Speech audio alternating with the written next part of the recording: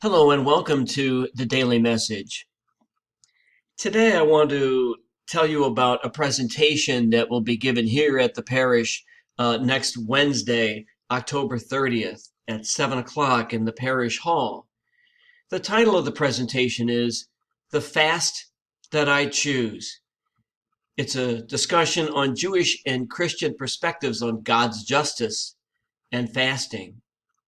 The presentation will be given by Maharat Rory Picker Neese of the Jewish Community Relations Council and Base Abraham congregation in St. Louis. Rory is a good friend and colleague of mine.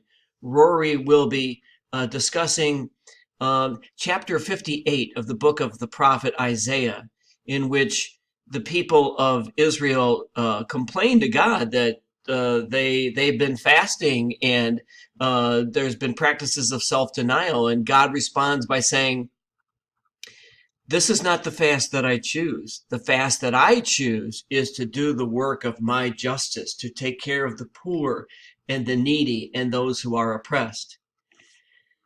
That particular chapter, chapter 58 of Isaiah, is read during a fast that occurs on the Jewish high holy day, Yom Kippur, the Day of Atonement. And so Rory will address the meaning of that chapter in terms of the Yom Kippur fast. I will be addressing the same chapter in terms of the fasting and self-denial that take place during the season of Lent for us Catholics. And so what we'll be talking about is what is the meaning of Isaiah chapter 58 for us today? Who among us are those who are being unjustly treated? And what are our responsibilities to them? I hope you can join us for this evening of presentation and discussion.